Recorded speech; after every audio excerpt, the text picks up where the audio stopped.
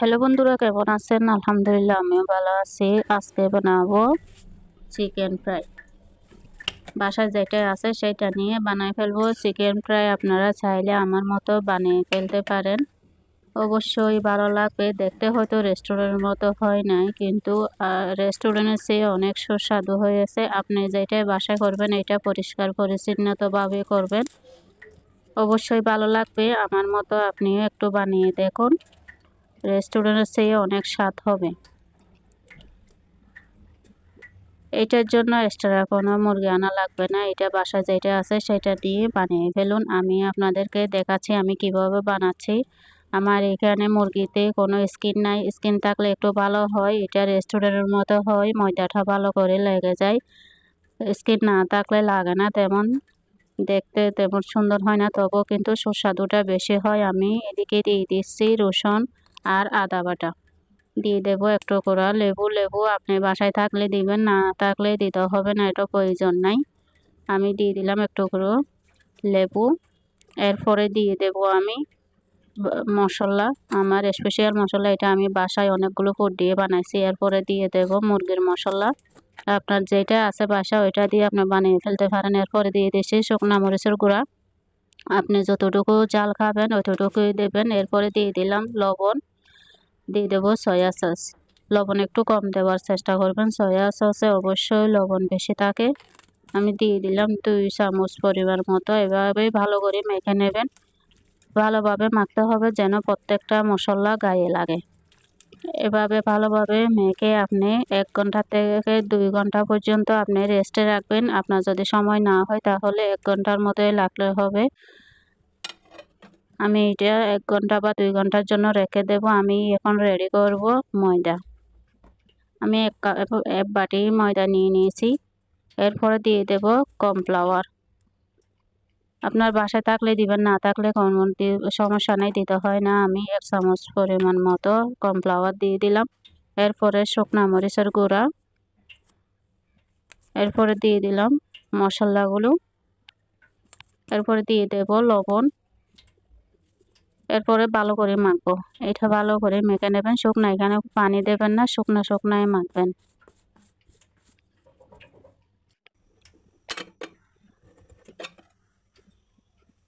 আমার এখন এটা রেডি হয়ে গেছে। 1 ঘন্টা রাখছি আমি, আমার কোনো সময় নাই তাই আমি 1 ঘন্টা রাখছি।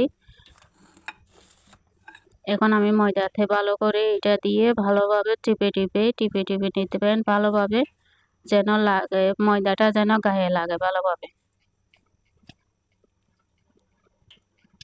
দেখতে পাচ্ছেন ময়দা অবশ্যই লাগতেছে। এটা আপনারা ঠান্ডা পানিতে, যদি ভালোভাবে না লাগে ঠান্ডা পানি একটু চুবিয়ে নেবেন। এইভাবে পানি জড়িয়ে আবার ময়দা দিয়ে গায়ে টিপে নেবেন।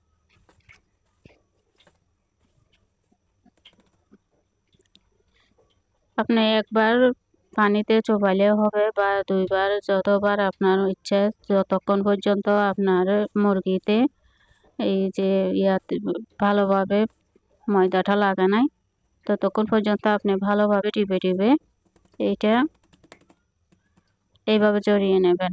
গায়ে থাকলে যেন জড়ে যায়। আপনি এটা ময়দাতে লাগিয়ে সাথে সাথে তেলে দিয়ে দেবেন, না হলে ওইখান থেকে পানি বের হয়ে এটা ভিজে যাবে আর দেখতে ভালো লাগবে না, এইটা গায়ে ময়দাটা থাকবে না। এভাবে আপনাদেরকে দেখিয়ে দিলাম। আপনার বাসায় যেটা আছে ওইটা দিয়ে অবশ্যই আপনি বানিয়ে ফেলতে পারেন। আমি যেইভাবে নিচ্ছি এভাবে টিপে আপনি বানিয়ে ফেলতে পারেন, এখানে তেমন কোনো কাজ নাই। আমি এখন তেলে দিয়ে দেব। তেলটা অবশ্যই গরম হতে হবে, ঠান্ডা তেলে দেবেন না, গরম গরম তেলেই দেবেন। দেখতে পাচ্ছেন এভাবে আমি সবগুলো দিয়ে দেব।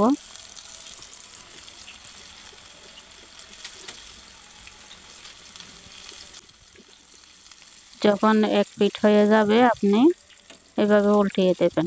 দেখতে পাচ্ছেন অনেক সুন্দর হয়েছে।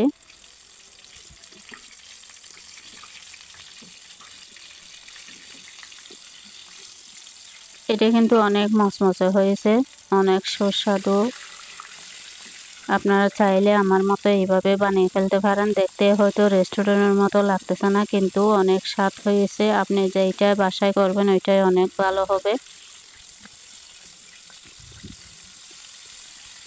এভাবে চুলার জালটা একটু কমিয়ে দেবেন, না হলে পড়ে যাবে।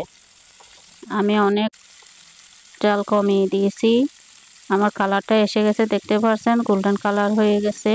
জাল কমিয়ে দিয়ে আস্তে আস্তে আস্তে আস্তে আপনারা উল্টিয়ে পাল্টিয়ে আপনি এইভাবে আমার মতো রান্না করে ফেলবেন। আমার এগুলো হয়ে গেছে, আমি বাকিগুলো এইভাবে তুলে নেব।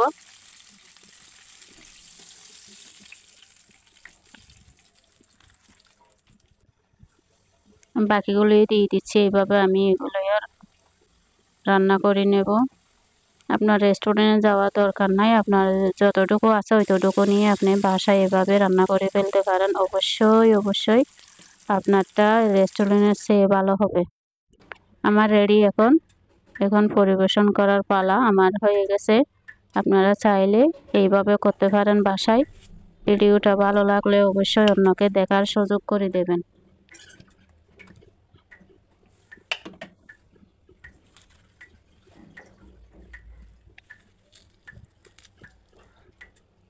অনেক সুস্বাদু হয়েছে ইনশাআল্লাহ, আলহামদুলিল্লাহ। ভালো থাকবেন। আল্লাহ হাফেজ। আসসালামু আলাইকুম। খুবই সহজে বানিয়ে ফেলতে পারবেন ডাল দিয়ে ডিমের চপ। খুবই ইজি, বেশিক্ষণ সময় লাগবে না। আমি যেভাবে বানাইছি ওইভাবে বানিয়ে দেখুন, অবশ্যই ভালো লাগবে।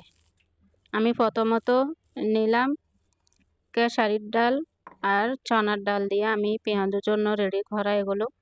আমি একসাথে অনেকগুলো বেশি রাখেছি।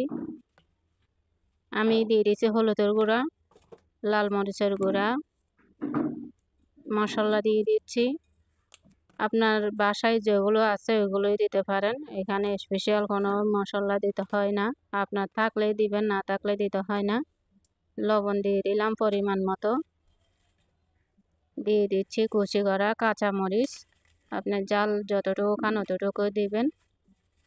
কুচি করে পেঁয়াজ দিয়ে দিলাম, ধনিয়া পাতা দিয়ে দিলাম।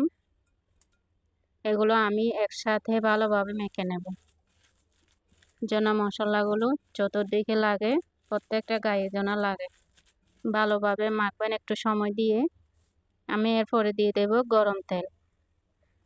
গরম সরিষার তেল না এগুলো, এটা হচ্ছে সয়াবিন তেল, আমরা যেটা রেগুলার রান্না করি ওইটাই। আমি 2টা ডিম সিদ্ধ করে নিয়েছি, এগুলো আমি একটাকে 4 পিস করে কেটে নেব। আপনারা চাইলে পুরাও না কেটে পুরাও বানা ফেলতে পারেন, কোনো সমস্যা নাই।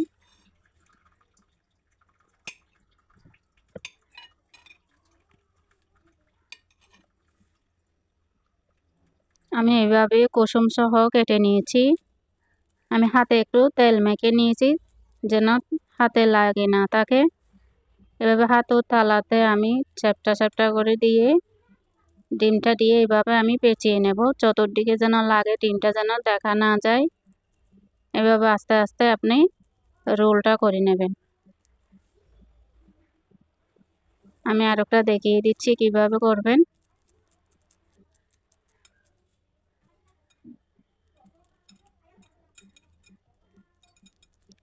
একটু আস্তে ধীরে করবেন।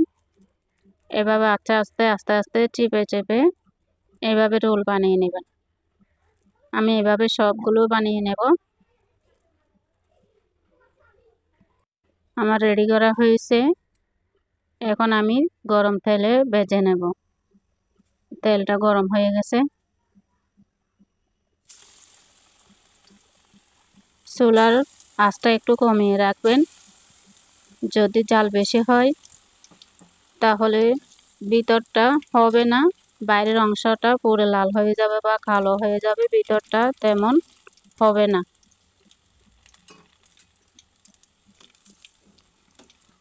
আমার এক পিঠ হয়ে গেছে, অন্য পিঠ উল্টিয়ে দিচ্ছি।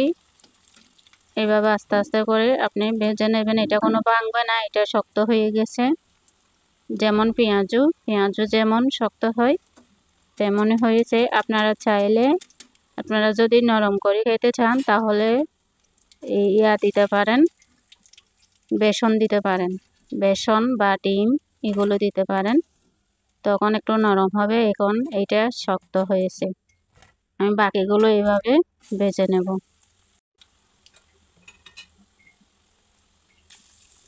আমার ডিমের চপ বানানোর পরে যেগুলো আমি বেঁচে গেছে ওগুলো আমি পেঁয়াজও বানিয়ে নিচ্ছি।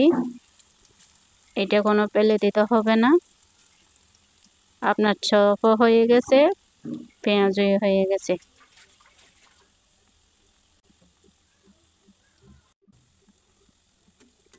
খুবই সহজ, আপনার তেমন কঠিন কিছু হবে না। আমি যেইভাবে বানাইছি আপনি ওইভাবে বানিয়ে ফেলুন, দেখুন একবার চেষ্টা করে, অবশ্যই ভালো লাগবে।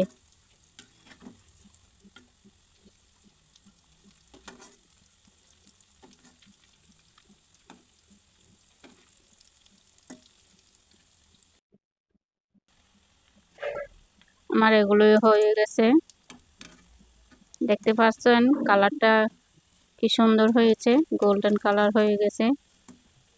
পেঁয়াজটা অনেক মচমচে হয়েছে, সবটাইও মচমচে হয়েছে।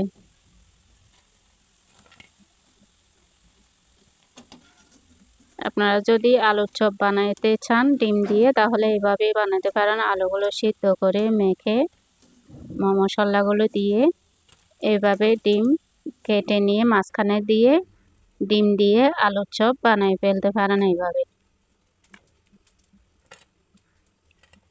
অনেক সুন্দর কালার আছে, এটা কোনো নরম হয় না, এটা অনেক শক্ত হয়েছে বাহিরের অংশটা, মানে যেমন পেঁয়াজের মতোই।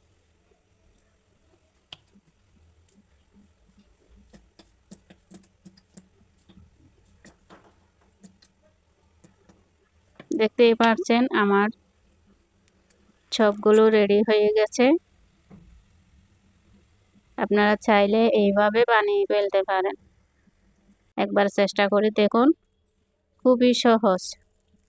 দেখতে পাচ্ছেন অনেক সুন্দর হয়েছে। আপনারা যদি ভিতরের অংশটা আরো একটু কড়া করতে চান, তাহলে চুলার আঁচ কমিয়ে ভালোভাবে আরো একটু তেলে ভেজে নেবেন। ভিডিওটা ভালো লাগলে শেয়ার করে দেবেন। যারা হালিম রান্না করতে পারে না তাদের জন্য এই রেসিপিটা। আমি মুরগির হাড় পা অনেকগুলো আমি এখানে ভালোভাবে ধুয়ে নিয়ে নিয়েছি।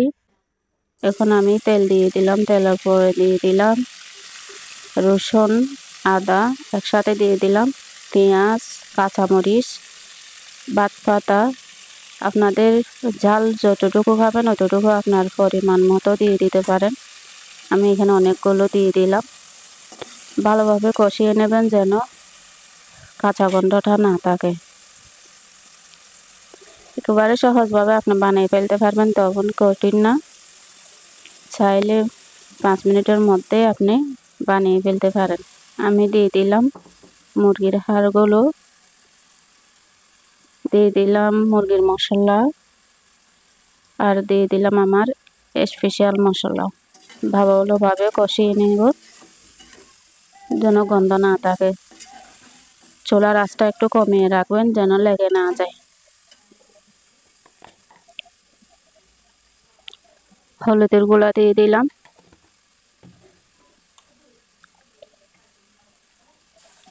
অল্প পানি দিয়ে দিলাম এটা সিদ্ধ করার জন্য যেন গন্ধটা চলে যায়। এরপরে দিয়ে দিলাম হালিমের মশলা পুরা দিয়ে দিলাম, পুরা প্যাকেটটাই দিয়ে দিলাম। জাল কমিয়ে ভালোভাবে নেড়ে ছেড়ে সিদ্ধ করে নেবেন, কষিয়ে নেবেন এটা যেন গন্ধ না থাকে আর পুড়ে যেন না যায়। যদি এটা পুড়ে যায় তাহলে তিতো তিতো হয়ে যাবে, স্বাদটা ভালো হবে না।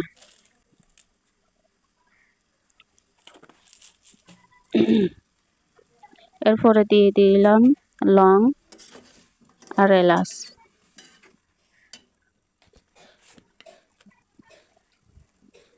লবণ দিয়ে দিচ্ছি পরিমাণ মতো।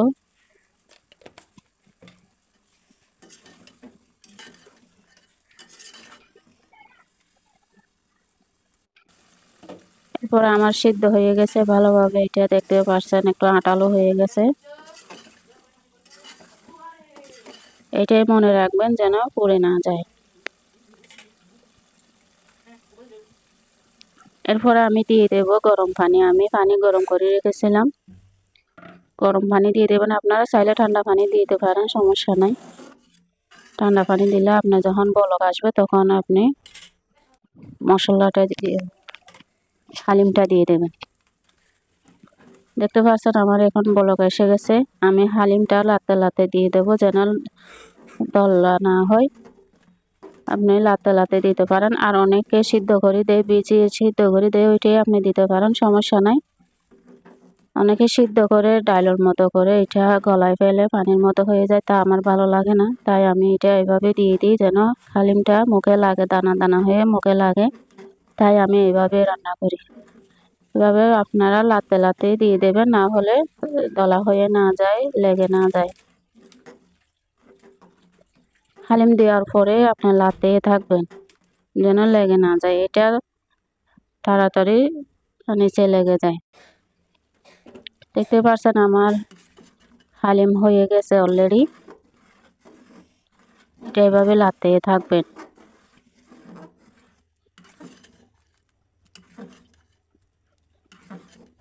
এটা সিদ্ধ হয়ে গেছে।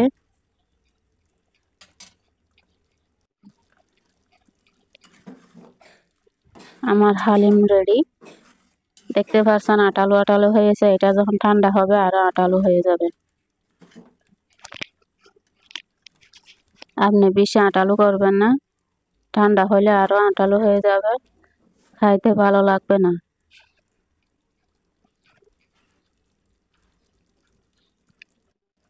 আমার রেডি হয়ে গেছে হালিম। আপনারা চাইলে এভাবে আমার মতো করে রান্না করতে পারেন। ভিডিওটা ভালো লাগলে অবশ্যই অন্যকে দেখার সুযোগ করে দেবেন। এখন আমার পরিবেশন করার পালা। অবশ্যই চেষ্টা করে দেখবেন, তেমন কষ্ট না। আপনি তো রান্নাই করেন, রান্নার মতোই করবেন। যেমন তরকারি রান্না করেন ওইভাবে রান্না করতে হয়।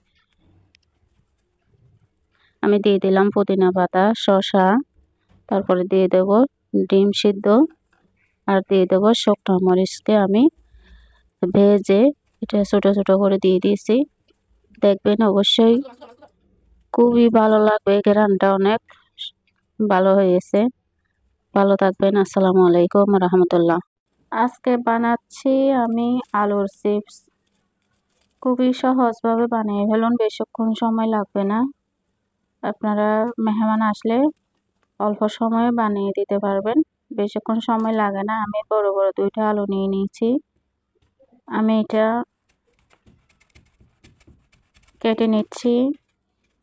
বেশি মোটাও করব না, বেশি পাতলাও করব না, একটু নিয়মিত দেখে আপনারা কেটে নেবেন। এটা ছুরি দিয়ে কাটা আমার দ্বারা সম্ভব না। আমি ছুরি দিয়ে মাছ, তরকারি, পেঁয়াজ এইভাবে আমি কাটতে পারি না। আমি তবু চেষ্টা করতেছি, এটা আমার দ্বারা হবে না।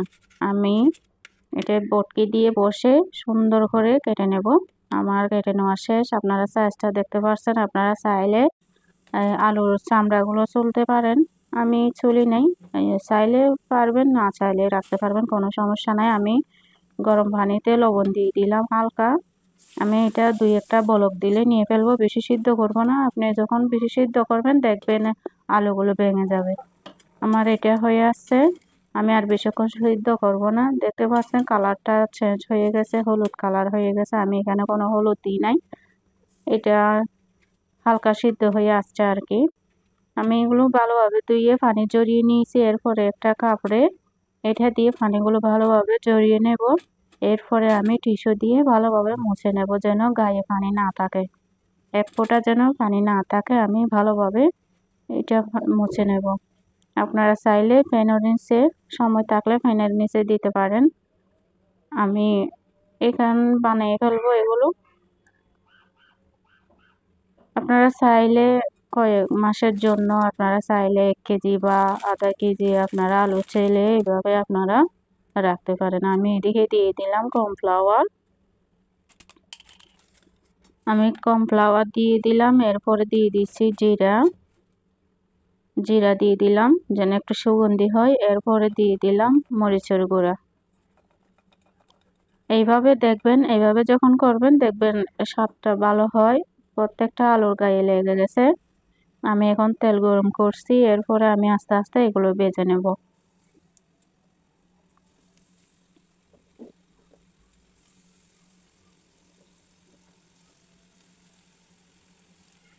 আমি আঁচটা একটু কমিয়ে দিয়েছি, চুলার তাপ একটু কমিয়ে দেবেন, বেশি দেবেন না, বেশি দিলে কি হয় ভিতরে সিদ্ধ হবে না, বাইরে থেকে কালার পড়ে যাবে। তাই আমি হালকা তাপে এগুলো একটু সময় নিয়ে বেজে নেব। যখন আপনারা দীর্ঘদিনের জন্য রাখবেন হালকা বেজে নিয়ে রাখতে পারেন। আপনারা একটা পলিথিনে রেখে ঝরা করে আপনারা এভাবে রাখতে পারেন। এর চেয়ে বেশি বাঁচতে হবে না যদি আপনারা ফ্রিজে রেখে দেন। আপনারা ২-৩ দিন বা সপ্তাহ ১ মাস পরেও খাইতে পারেন, কোনো সমস্যা নাই। আমি একেবারে খাওয়ার জন্য রেডি করে নিয়েছি, বাকিগুলো আমি হালকা ভেজে ফ্রিজে রেখে দেবো। আমার এগুলো হয়ে গেছে। ভিডিওটা ভালো লাগলে অবশ্যই শেয়ার করে দেবেন। আসসালামু আলাইকুম ওয়া রাহমাতুল্লাহ।